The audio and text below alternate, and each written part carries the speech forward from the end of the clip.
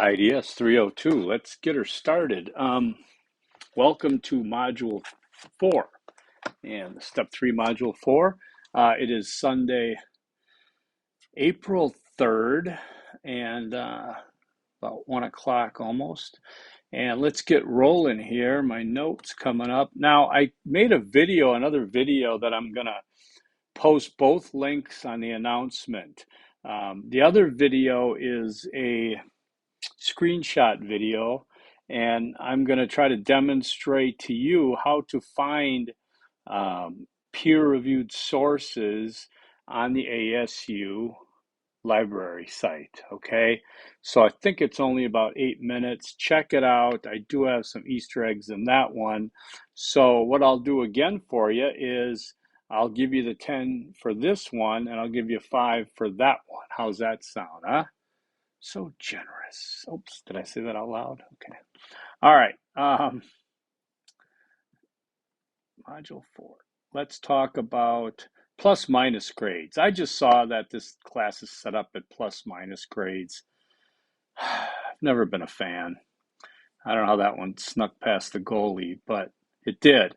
So here's my deal. Another good deal for you. I'm gonna keep pluses and minuses, okay? But guess what? I'm not going to use the minuses, okay?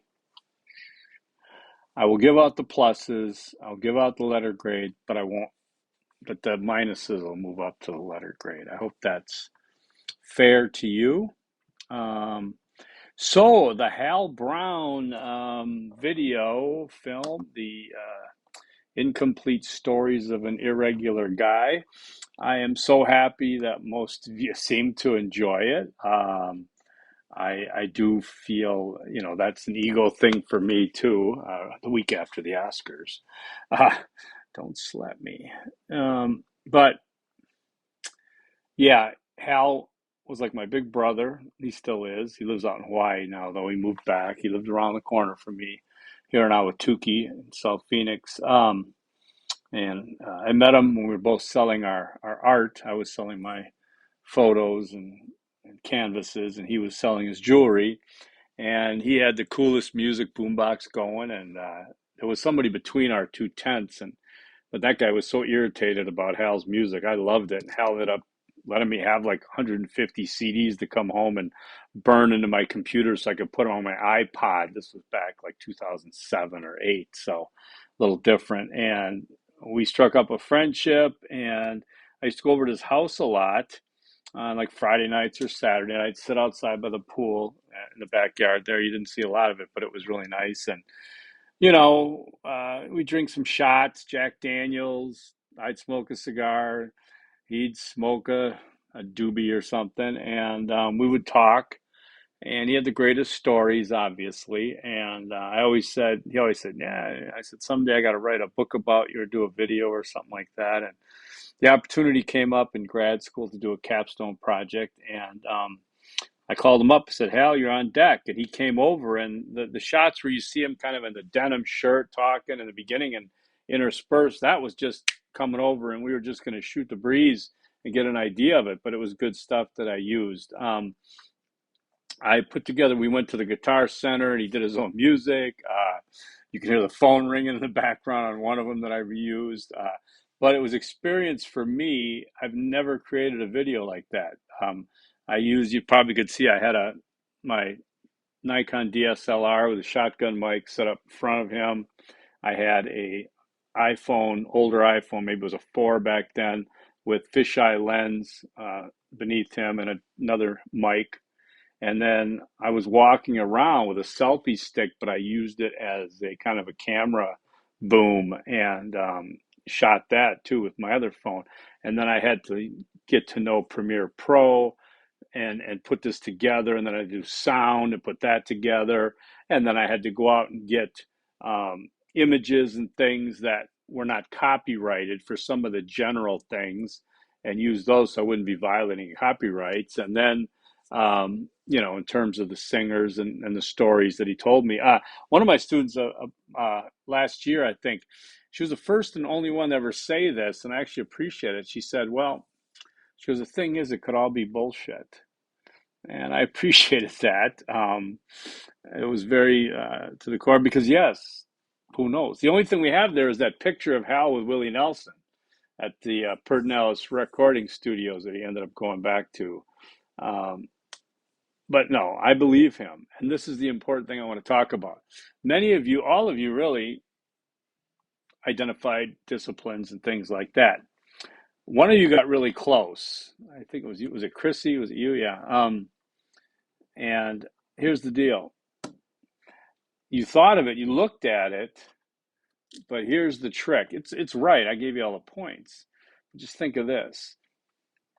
You look at that video and you want to think of it from an interdisciplinary standpoint.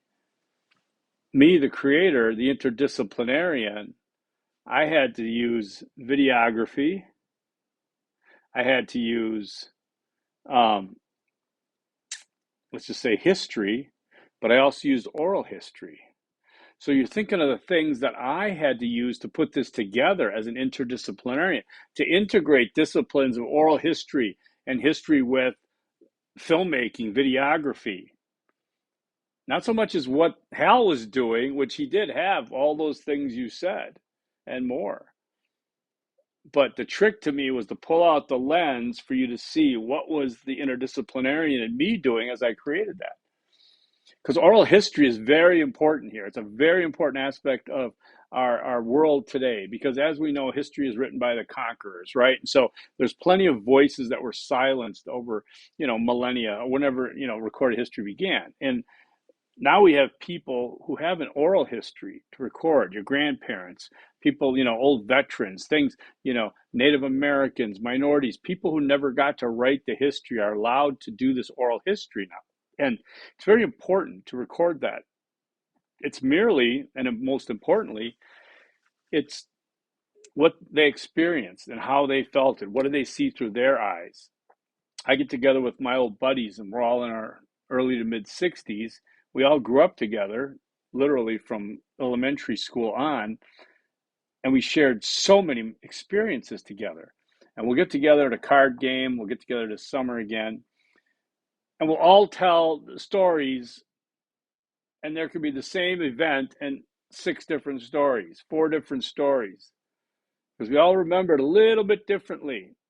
Over the years, things blend and memories collide, but it's important oral history, okay? And that's one thing. And then the film, the videography, I had to learn the Premiere Pro, the editing, the sound, putting a story together, all these things. Great experience. So what I'm going to emphasize to you is sometimes not always, but think like an academic, think like an interdisciplinarian, okay? Yes, you looked at Hal and you saw the integration of art, jewelry, and Jewish studies, religious studies, music, history, military science. But, right, pull back too. So as you go through life and think about what you're doing to sell yourself as an interdisciplinarian, that is that you can understand what it takes to integrate ideas to solve complex problems in the 21st century, or maybe problems that aren't earth-shaking, but they're problems that in your business where you're at, and you know how to look at different academic disciplines to bring information together and integrate it, instead of having the blinders on from one singular point of view, right? So let's go with Easter egg number 1, and let's just call it, I can think like an academic. It's just a little meme I'm giving you. I can think like an academic. And I understand when I read these and you send them back to me, I'm thinking, oh my God, did I tell these students to say that? So it's kind of like, oh man, following orders, but there it is. So, okay, in the text this week, chapter 10, chapter 11, it's only 16 pages. I especially like chapter 10. Chapter 11 is good too, because you're going to get into constructing interdisciplinary from more of a general look. But chapter 10 talks especially about issues on global perspectives and team leadership. Because remember, you can have a couple of different ways of being interdisciplinary. You, as an interdisciplinary studies student, has 2 concentrations. You're learning how to integrate things. But remember, interdisciplinary teams could be individuals that all have expertise in one area, but to come together in an interdisciplinary committee to integrate their knowledge, not to just each one give a point and send it on, but to put it together first. Okay, so we talk about globalization here. We talk about global diversity and primacy and racism and sexism and human rights, alternative approaches and cultural relativity and interdisciplinary teams. Okay, and I just want to caution people on ethnocentrism. That's where you judge the customs of another culture according to standards of your own. Be very careful with that. Cultural relativity is a way to negate that a little bit. Same with, I don't think it gets into stereotyping here, but read these chapters and you'll hopefully get something out of this that's important.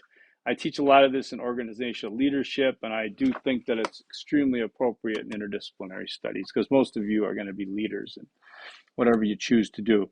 Okay, so writing an annotated bibliography, that's step 3.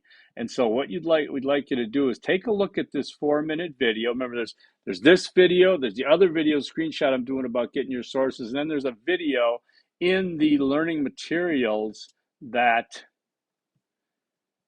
is from a professor at another university, and I think she just does such a great job to how to write an annotated bibliography. It's very important. It's very critical. It's very precise, disciplined. Okay. I've given you a great sample here. I love this sample, step 3. Check it out. Okay. The step 3 will show you what I'm expecting. I'm expecting 3 disciplines you're looking at. I'm expecting at least 4 sources for each one. Okay. And this little blurb. But if you follow this video, you'll get it done. Okay. And then we've got your primary data collection. Now, this is something that's going to be due soon. So I want you to take a look at this. Okay, to conduct actual research, you're collecting your primary data. It's your data from a survey of random adults, right? And then you'll disseminate that data in the paper, okay? So I will demonstrate creating a survey on video next week, okay? And so look at this page, remember your overarching question, and just, this is like a reminder of the big picture we're going to be doing, okay? And so keep going, because you got this. You're doing really great, by the way, all right? So if you look now, the discussion board is connected with your step 3 in that I'm giving a head start, giving you a jump start so that you can post your discussion board with some of your sources here like this. You can read instructions, look at how they posted it here. This is not going to be like your Word doc, but it's going to be a sample of the discussion board so you can get extra 30 points because you can use all these, you can use them all in your paper. So you can get like double dip on this, right? You do the discussion board. Now, the reason I like doing a discussion board is because you can't see anybody else's until you post your own. But once you post your own, you can see other people's. Okay, so take a look at other people's. Try to see, maybe you missed something. Maybe they got something that they missed. Maybe you could help them out in comments. But do the discussion board. That's 4 sources for 3 disciplines, and see how this is laid out. And then when you're going to get to the actual paper, refer back to the sample. Okay, don't refer to your discussion board. Okay, quiz 4 is basically 2 open-ended short essay questions worth up to 20 points each. Okay, that's what it is. They're 2 open-ended questions, and read the instructions. You got it. I don't have to reread them to you here. It's real. I think I really made it clear. Okay, and check that out. And then we've got step 3, the annotated bibliography. And step 3 is right there. If you want to go back to the first module and go back and look at a full paper sample again to see how that bibliography fits in there. But remember, Tanner's step 3 is locate multiple sources of relevant disciplinary knowledge, information, and perspectives that will address the issue problem. So that's what you're doing here. Step 1, you identified your topic, right? Give a little background on it. Step 2 is due tonight. You're going to get into more details on why it should be interdisciplinary, what makes it complex, etc. Step three now is you're going to locate multiple sources of relevant disciplinary knowledge. That's these primary peer-reviewed sources. And then you're going to do a little annotated bibliography on that. Okay, that's due next Sunday. All right, so creating your survey video, I have it listed in here. Don't worry about that yet. It's coming though, and I might do it. I'll maybe do it early next week, and we'll see how that works. Okay. Let's see. I've got Easter egg number 2.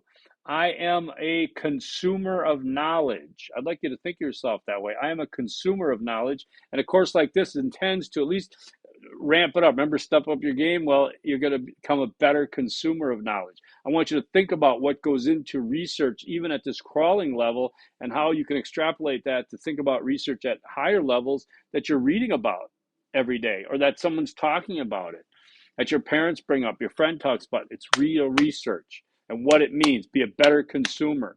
It's not just a Facebook post. It's not just a Twitter attachment. All right, it's research and it has meaning. It's peer reviewed. Okay, so again, keep the overall perspective of the project. Watch my other video that I post with this one, and that should just about do it. Let me know if you got any questions, comments, concerns, if you want to set up a call. I think to a student, everyone who set up a call with me and completed that call has been very pleased with the assistance and the clarification and the conversation we've had. I've certainly enjoyed it myself. So if you need to bring it on, bring it on. All right, let's talk. Okay, we've got till the end of this month, so probably 4 more weeks of this class at the most. Yikes. Okay, so forks up. Easter egg 3 is not peace. Easter egg 3 is I'll take it one step at a time, right? Because we have 5 steps. I'll take it one step at a time. But make sure you remember there's a method to this madness of these steps, right? Okay, cool. All right, now peace. Bye.